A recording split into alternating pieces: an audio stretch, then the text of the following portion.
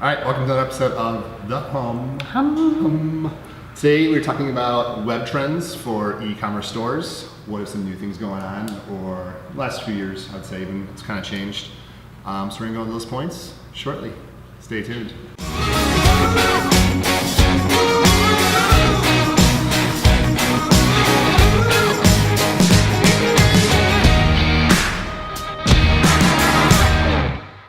All right, so today we're talking about web trends going on in e-commerce stores. Not necessarily the basics of what you need for a good store, but just some of the new things going on you want to make sure maybe your store has, or at least look into it. Let's jump in. So our first one are just product-focused websites in general. A few years back, you even seen like Apple and their design language has gone a lot cleaner and simpler. Right. In the past, they used the schematic stuff where it was like they want an icon of something to do like a leather, really detailed icon or something like that. Now they're doing much more flat and simple stuff. So the same thing's going on with web trends.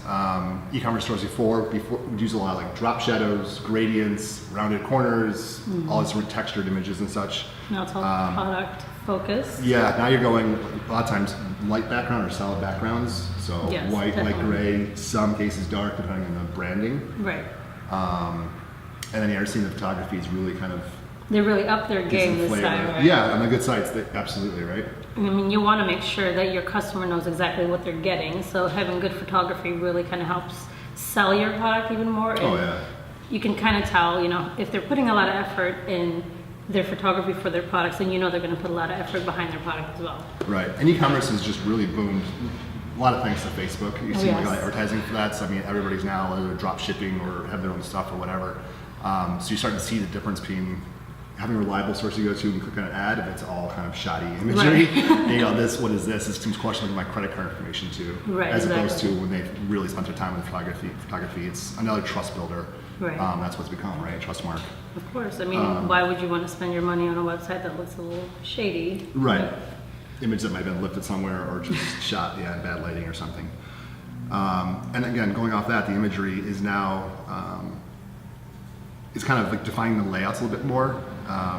So we're starting to see just grid patterns in different formats a little bit, right, for layouts. It's very organized. Before maybe it would have been more text heavy or graphic icon heavy. Right. Where now we're starting to see the hero image might just be a The product product. shot in use or something, right? A good call to action. Right. And then you're seeing if they have 20 categories, you might select a 3-box grid and then a 1 wide and then 3 and then maybe a 4, whatever it is. Right. And they're using the layouts and the images themselves to kind of create some depth to your site. And some sites just depends too. Some are using really clean white backgrounds and good the product might be dresses. Right. So like the color comes from different dresses and things. Of course.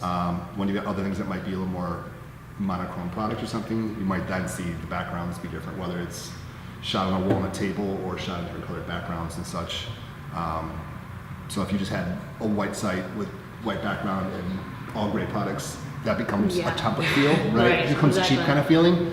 But just adding a colored image or something in each of those blocks immediately starts to change it. Right. And that's something that's going on pretty big right now. It's pretty cool because at least, they're letting their products speak for Yeah. themselves. They're not adding any effects to it to make it look more enticing to purchase. Right. They're really, like we said before, they're putting all the focus on their products and less on the effects on the website. Exactly. Yep. So number 2 are Instagram integration. The shop this look thing is going on pretty good, especially in clothing and Especially in clothing, and it's, girls, boys, it doesn't matter. I mean, if you see it on somebody, Yeah. it makes you more comfortable to purchase it. It gives you that trust. Hey, somebody else has actually purchased this product, so they've trusted their money with this company, then I can too. So right. And that's, makeup is another big one too. If someone's wearing a certain look, right? And it's like, Right. well, what are they wearing? How do they make this happen? It's a Right. list of products they're wearing. And again, it's kind of leading back, just the trend going on is photography is really leading the way for e-commerce sites and non-e-commerce sites. That's Instagram influencers. They're so big because of the places they go, the things they do, and it Right. makes people want to watch them more, and then they have some influence to show products. So that's a big thing, again, just good photography and then using some integration with Instagram. And you can show a live, updated feed in your site, and then they click on it and they can get a pop-up of a bigger version of that image, and then the products, they want to click right to it and shop to it. Right. So you start to see that become a bigger thing. And the last thing is live chat, which is kind of new, kind of not, but it's starting to become a lot more affluent, I guess, across many Right. sites, right? And that too is a mix of typical just like live chat. You click on it and you get a person you chat back and forth in text. We're starting to see more of like video chat going on too, just to kind of show it's not a robot, which people are wondering. And again, too, for some industries, it matters that it's domestic customer support. So being able to see the person and connect and know builds trust. Right, especially, I mean, if you're buying stuff online, it's when you go to a store, it's very easy. You can go up to a clerk and say, hey, talk about the product and all that stuff. It's a lot more difficult when it is online because, first of all, you don't see a physical product. Right. Sometimes some websites do lack description or just more information that the customer needs. So it's really handy to have live chat. If you have any questions, if the customer has any questions, they've got a way to be able to actually contact somebody immediately to be able to answer their questions, and at least that way you can really close the sale a lot quicker that way. Less questions and your customers are more happy. And it builds trust too. Again, the fear of buying on the internet, something whether it's a purchase you're really passionate about or a very expensive purchase. Going once you buy it, will they kind of disappear? At least you know you've already connected with Jeff, who's a live chat guy, right? Whoever it is. And if you leave the site, you can always go back and hopefully connect with someone again. So it just builds trust that they're not going to just vanish and there's no one there. Exactly. A lot of times you go to certain sites and there's no email address, there's no real contact form. It's just very shady. How's this already be supported? Are people there? So a live chat and video chat's a really good way to do that. For store owners, I mean, it depends on the size of the company, if they can man that or not.